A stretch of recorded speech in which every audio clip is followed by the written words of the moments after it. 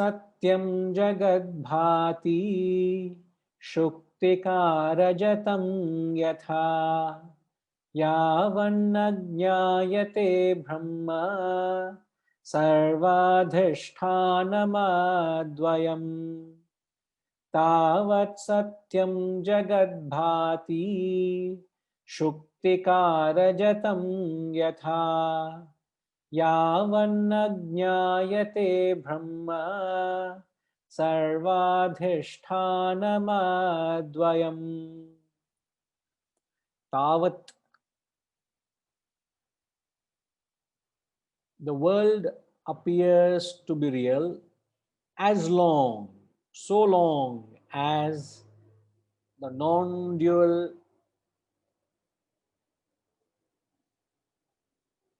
the world appears to be real as long as the non-dual Brahman, which is a substratum of all, is not realized. Tavat satyam jagadbhati shuktikarajatam yatha.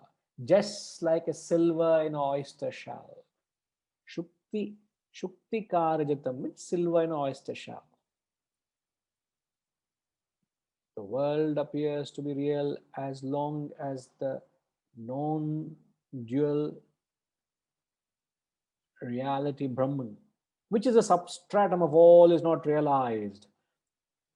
Sarvadhisthana, adhisthana means substratum. Sarva is all. Advayam. There's a standard, typical language of the Vedas, of the Upanishads. They are very, very unique in their language. As I said, this text, you get a distinct flavor of the traditional way of teaching. So again, he gives the example. The world appears to be real as long as you don't realize Brahman. The dream is real as long as you don't wake up. So we are all in a long dream, very long dream. And none of us have realized. I don't know when we are going to realize. So all of us are stuck in this world, thinking this world is real. Just like silver in oyster shell. Now, how do you understand this example? Rajima, how do you understand this concept of silver in oyster shell?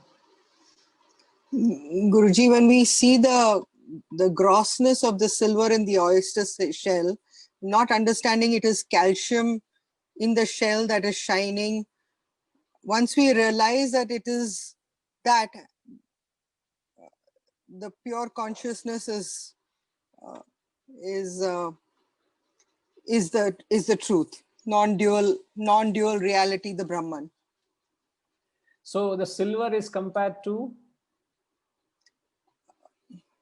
Silver is compared to? In the analogy, the silver is compared to?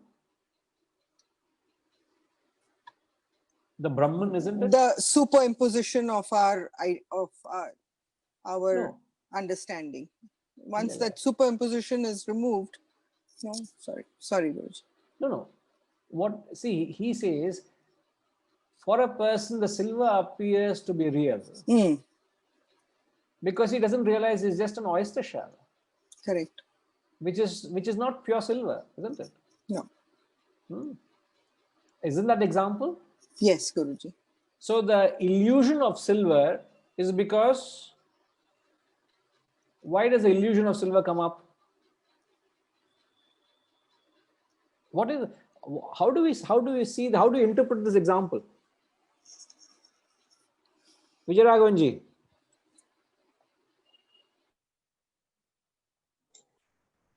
Because it's our own concept of an attractive thing, vasana, because of our vasanas. So we see silver in an oyster shell.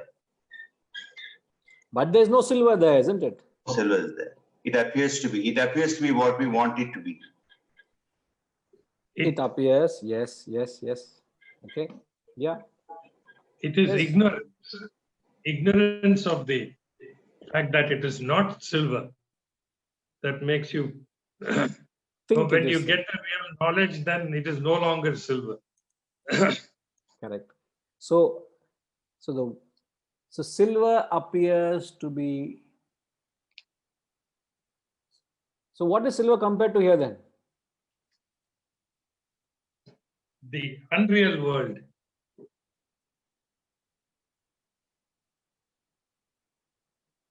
Is that the comparison? Ramana Garu?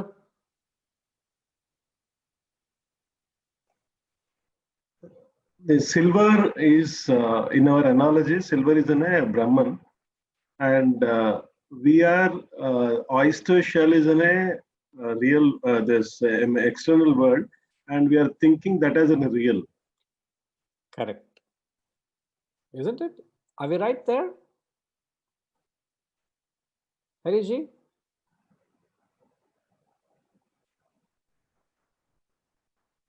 Guruji, I don't want to say something which will further confound the situation, but I understood it completely differently.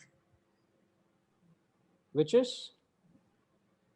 Which is that all the looks of, all the appearance of silver or the illusion of silver, whatever you call it, is on the surface of the oyster shell. Correct. And you are confusing the surface with what lies inside. Just as many layers of shell cover what is inside. So therefore, if you peel away the layers, then you will realize that there is no silver there. It is only the pure Brahman inside. So I think it relates to the layers of ignorance which surround the reality, which prevent us from seeing the reality. And therefore we assume that what is visible outside is the reality. Ramana Garu, అర్థమవుతుందా? No, it's in a different direction he's thinking. But as per this analogy, like he's comparing Brahman with the silver, and in a external world as in a oyster shell. So we are thinking that the world which we are seeing is in a Brahman, is real. That is the reason. Sir, What I said. the silver that you see, is it the real or unreal? Independently asking you. Forget what the analogy in the context is. When you see silver in an oyster shell, is it real silver? No. So you mistake an oyster shell to be silver. Correct. So isn't the silver an illusion? Yes. It's an illusion. Correct? Yes. Yeah. Am I right, Harishji? Are we right in the thinking? I thought that is what I was getting to, that Correct. because of the ignorance, the outer shells, unless you remove them, you are stuck in that ignorance and you think that That is the reality, whereas the reality is deeper inside. Which is the oyster shell. So the reality is the oyster shell. You don't realize it. It is just an oyster shell. You're carried away with the illusion that it is real. You're giving something which doesn't have any pith or substance, which doesn't have any substance. The moment you realize it's not worth, you will just get rid of it. You are collecting it as if it is really worth it, but then you realize it's worthless. It's just shell, man. Whatever that has attributed that quality to it, but it has no substance. It has nothing in it worthy of picking up and being. It's an optical illusion. You're fallen a prey to it. On a full moon night, you see it's like glowing in the beaches. You go and pick up childishly, thinking it is every penny worth of what you have picked up, but it's not worth a penny. It's just caught up in the, fallen a prey to the unreal. Exactly the same way, he says, the world appears to be real. All of us are caught up in the world which appears to be very, very real to us. Can any one of us doubt Guruji, the I'd world like we to are living in? Yes, sir. Please, yes, go ahead, sir.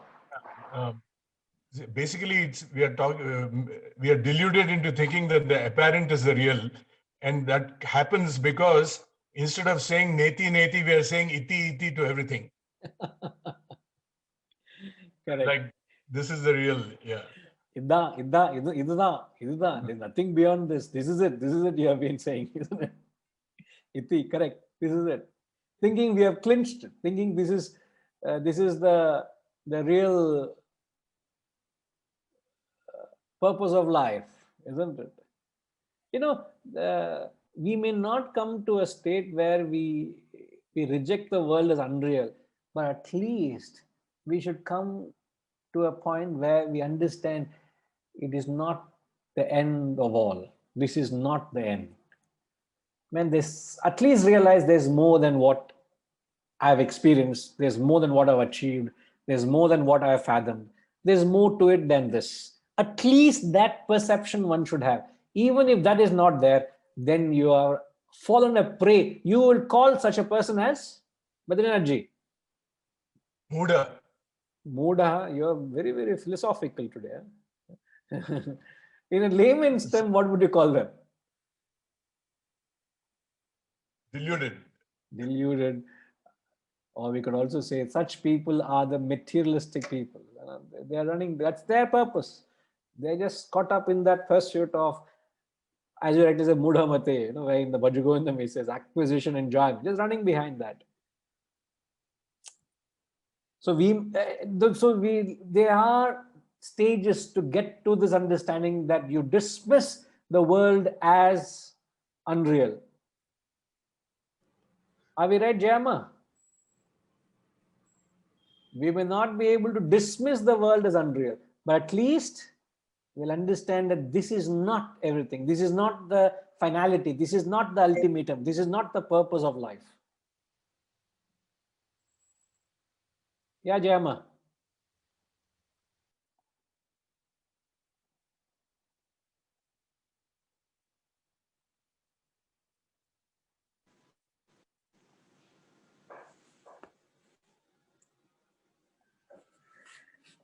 Yes, Guruji, we are all caught up in this ignorance and running and going after things which are not real.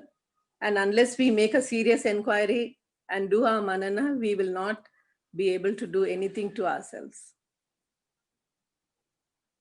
Absolutely. It is such a strong binding, it's such a strong conditioning. It requires a phenomenal level of awareness to pull us out of areas which are binding us. Because there's some sections of the world which really pin us down, isn't it? There's some attachments to the world that really bind you. You can't even think that there's life beyond it, isn't it? You can't think that's all life is, you think. So it is At very least, difficult. Guruji, material things we are to a, sorry, Guruji. No, please. I mean, at least material things we are able to outgrow because of our age and all that. But we really need to, drop our attachments, with people, with the family. I mean, I'm not saying we should not be attached to the family, but overdoing with the grandchildren or with the children, I mean, that we should be able to get over that. To a large extent, I think that would help in practicing a detachment. Material things, I think over a period of time, we are able to get over. Having enjoyed life and having possessed all the possessions to a large extent, now we have no interest in any possessions. So we have dropped the possessiveness in the material things, but more the subtle attachments we have to work on. That's what I feel. The new possession is a grandchild. And even that, I think to a large extent, I'm okay with. Not being personal here. I'm just saying general, as you said. Yeah, very consciously, I'm trying to. Yeah, very consciously, I mean, they live their lives. I live my life. They have the, how are they? That much, just know their welfare, and then you not every day calling them and, how are you? Did you eat? Or, like all that, Many people overdo their role as a grandmother, I feel, but I mean, at least I am not like that. Thank God. Thanks to you, Guruji. Thanks to the wisdom. At least yeah, Yeah. I agree. Thank you, Guruji. Yes. I think Yes. Yes, Suresh. Suresh is saying. Harish, you want to say something? yes, if I may, Guruji. But why is it you're not seen? Now you are seen. Yes, please. Yeah. Somebody was at the door. So, Yeah. Guruji, I think what is very essential to understand here is that the reference to the oyster shell is really a very powerful allegory. If you look at what is an oyster shell, everything that you want from the oyster shell is what is deep inside the oyster shell. It's hidden by the oyster shell, whether it is the something to eat or whether it's the pearl, so-called. Everything is hidden inside. So I think the reference here says that everything that is the essence is deep inside, and don't get carried away by what you see. I think that is what is the essence of the allegory of oyster shell. Yes. There's more to it you can read, isn't it? Yeah. Yeah. So but as long as you don't realize it is a shell, the silver exists, the silver is real to you. As long as you don't realize it's a mere rope, the snake exists for you. As long as you don't realize it is Brahman, it's the non-dual Brahman, the world exists for you. It is not just world existing. The snake is, the poisonous snake has stung you, is stinging you, and you feel the poison, you are tormented, you are affected, you're disturbed. And yet the truth is, the snake is just a rope. The consequences of avidya, the question we asked, isn't it? What was the question we asked? What is the avidya and what is its expressions? Is that what was it? Hariji? Galaxy M31?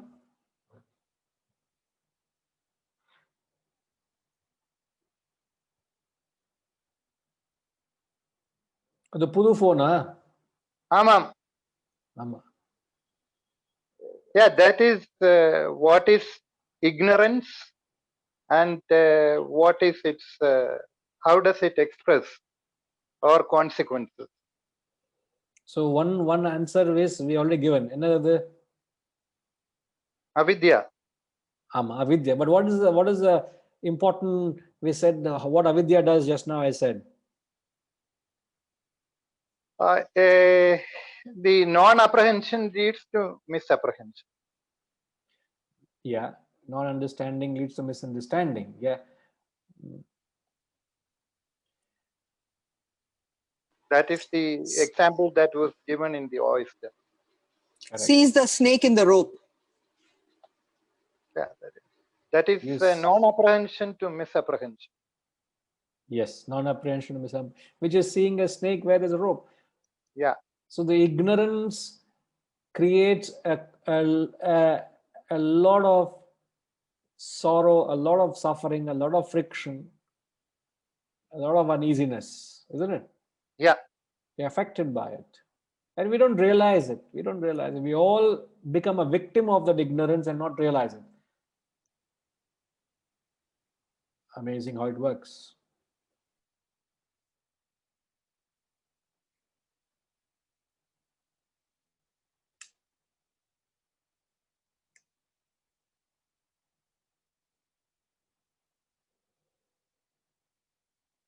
So the Brahman, one of the descriptions of Brahman is non-dual. Non-dual means not two. That's what it is. This is the distinct, typical way of describing. Because why do they say not two? Is because by saying one, if you say one or ekam, you're giving it a clear-cut definition. You're capturing God in an idea or an ideology. And you can't capture God in an idea because why can't you capture God in an idea? Because God is not a mere intellectual concept. Then what is God? God is that which makes your intellect conceive. So if that which makes your intellect conceive, how can it conceive that which makes it conceive? It cannot, isn't it? It doesn't have the capacity. It can't conceive the very source. That which gives life to it, how can it find out what is its source? Therefore, intellect is the most brilliant, subtle intellect cannot find God, cannot understand God. It's not possible. It takes you into the journey, that's about all, but you can't capture it. Ultimately, the merger happens when this drops. That's when you become one with it. But the body, mind, and intellect cannot give you that experience. In a simple terms, Padminima, in simple terms, finite cannot give you infinite. Impossible. So don't try to gain the infinite experience through finite efforts. Then what they say, then what am I doing? They're only saying what you're doing is with finite efforts, you're only taking care of the finite obstacles. So the obstacles you have created, you have placed between you and God, those obstacles are being removed. So what is obstacle? Avidya. What do you remove avidya with? With vidya. So vidya only takes care of avidya. Vidya doesn't give you Brahman. Please understand that. This is a very beautiful understanding. If you get it, you got it. Vidya, this knowledge, doesn't give you Brahman. What does it do? Vidya only takes care of the obstacle between man and God. What is the obstacle between man and God? Our own ignorance, and our own ignorance in the form of vasanas and desires. So when you spiritually gain this knowledge, with the fire of this knowledge, the ignorance, the vidya gets burnt away. The lower desires, attachments, all your vasanas drop. So when the avidya gets melted away, when the avidya disappears, what reveals is Brahman. And when Brahman comes up, neither is vidya there nor avidya there. Both are gone. Go back to the example of the 5th verse, just like kataka nut powder. It comes, it removes the dirt, it itself gets cleansed. It gives way for crystal clear water in that sense. It's a beautiful way. Guruji, one. Yes, ma. Yes, please. You beautifully answered the thoughts that was in my mind. I was just now thinking, being in the worldly, this thing, though we, out of this theoretical knowledge that this world is not real and everything we should reduce, and the means to overcome all this is to reduce attachments, desires and all that. But we have to do, we're compelled to do our part as long as we remain in this worldly roles of ours. So unless in those days rishis and the people, saints go to the forest and meditate to realize the Brahman. So I was just thinking on those lines, but you just now beautifully answered this. This knowledge will remove the obstacles of the, through which comes because of vidya, and removes the obstacles between you and God. Thanks, Guruji. Is my understanding correct? Yes, absolutely, absolutely. But you must also understand, as we keep progressing, we all must intensify our sadhana. We must intensify our efforts so that you're able to get over the bondages. See, the attachments at a lower level are less binding. Attachments, as you keep evolving, the attachments to higher levels are far more binding. You want to get rid of those attachments, like Jayama was saying, attachment to material things is not there. There, we have had it, we know what it is, we're not attached to it. Even that Emotional takes bindings. a lot of maturity to say that I'm not attached to material things. And then you're attached to emotional things, relationships, people. All that is very, very difficult. Now you want to conquer that, you need to intensify your sadhana. You need to have much greater wisdom to be able to deal with that. Otherwise, it is difficult to handle that, isn't it? Okay, right. Most welcome, Ma.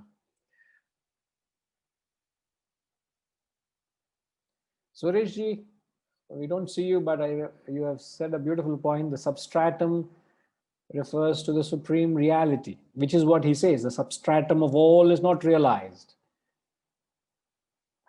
The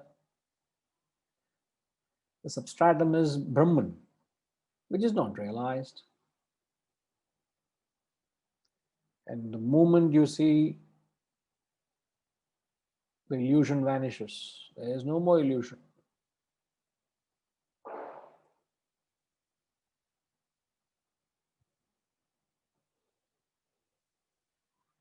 So again, there is this obvious difference between objective knowledge and subjective experience of lending. That objective knowledge should lend its vision to you. If it doesn't lend, then you don't have it. It's difficult to experience it.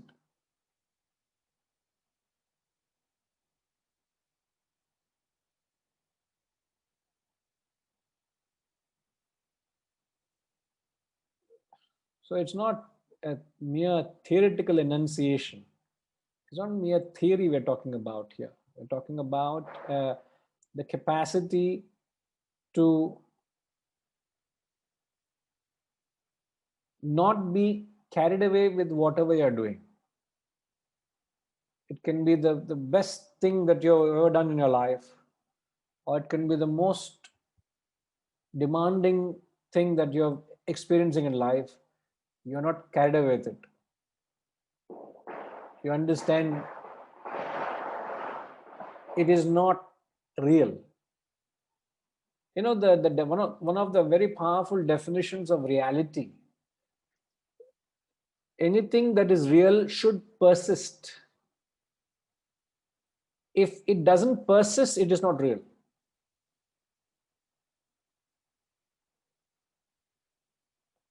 So can you put our experiences to test, Ramana Garu?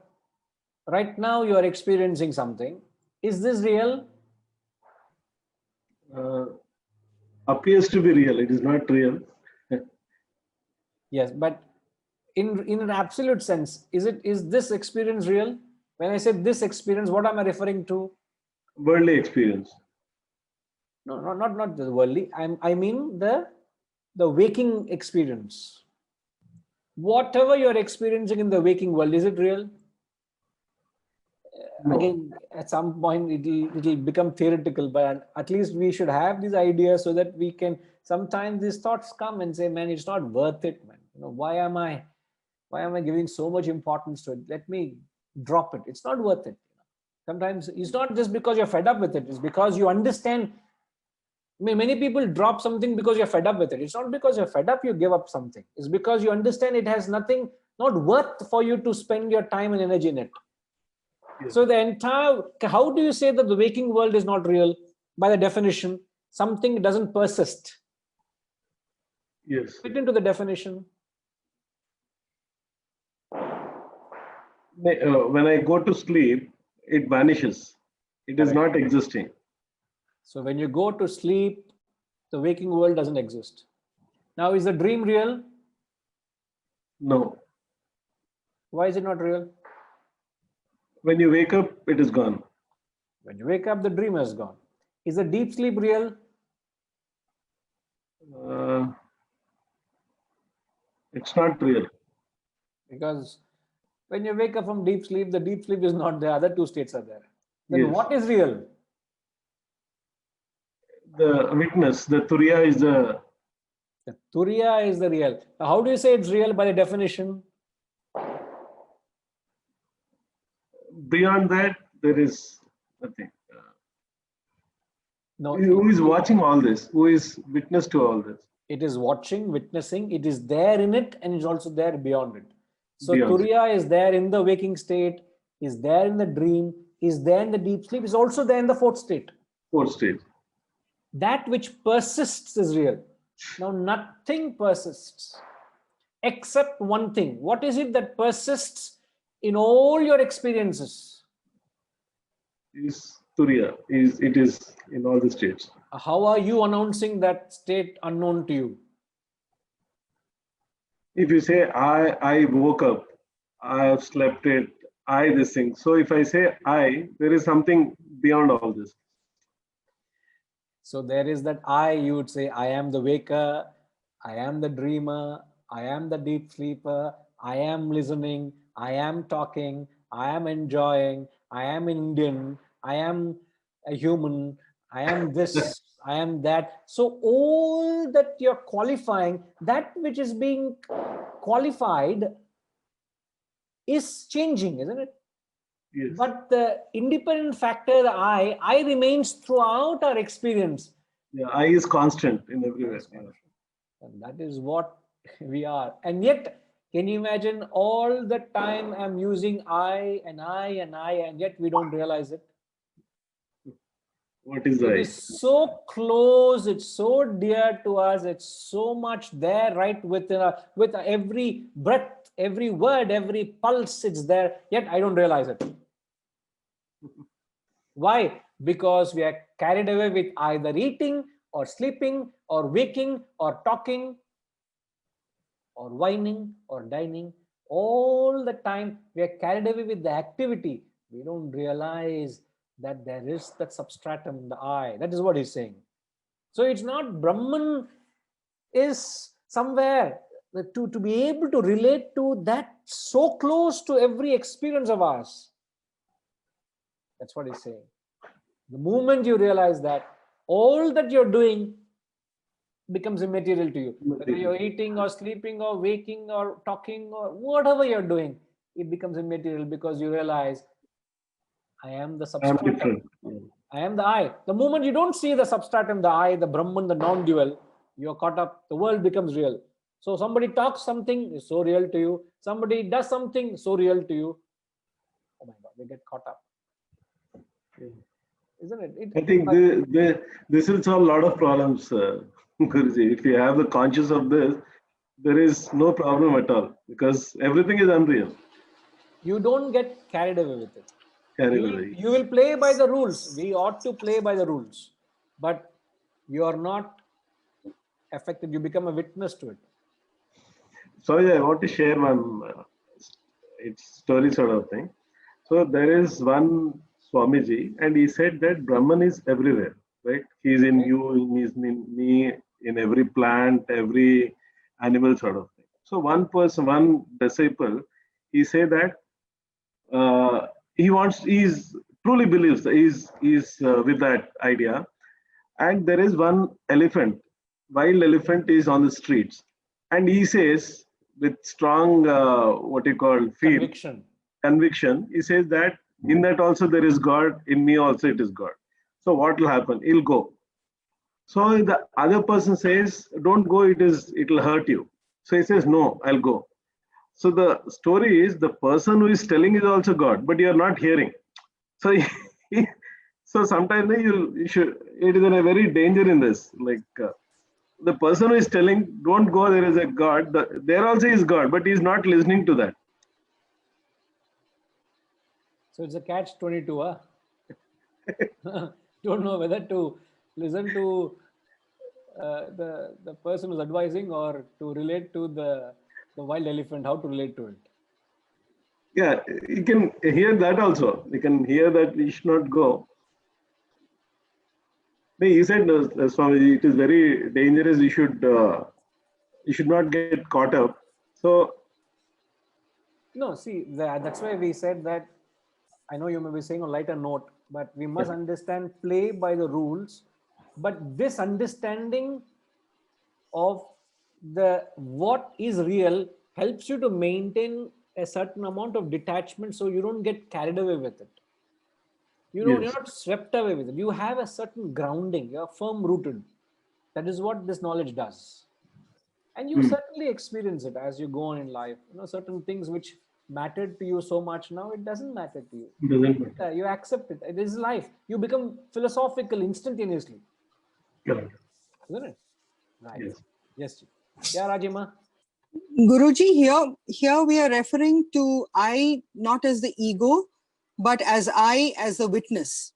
Yes. Witness in all the three states of waking, dream, and deep sleep. Yes. It's the I is the absolute I. Yeah. So you use the I when you're a child, when you're a youth, when you're a man, you're an old man. They're all through experiences, multifold experiences. The I is there, the self. That is which is the changeless in the change. In fact, there's another concept. You say you recognize a change because there's a changeless entity. If both are changing, you can't recognize change. So the fact that you're perceiving a change, there is a changeless entity, and you are that. Isn't it? Yes. And so the various arguments, again, it's not just theoretical, but then some way innately you should be able to feel what they are saying. Swami, you have given earlier one example of the signals, right? I think when, because it is constant, you know whether it is, you have to go up. If both are moving, then you cannot find out what is the difference. Correct. You should one. Absolutely. Right. All right. So I think we will leave it at that. A lot of thought so that you can truly start relating to it. A lot of thought. Okay.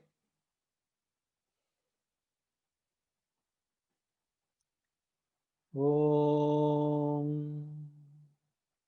Purnamada Purnamidam Purnat Purnamudachyate Purnasya Purnamadaya Purnamevavashishyate. Om Shanti Shanti Shanti. Hari Om. Shri Gurubhyo Namaha. Hari Om.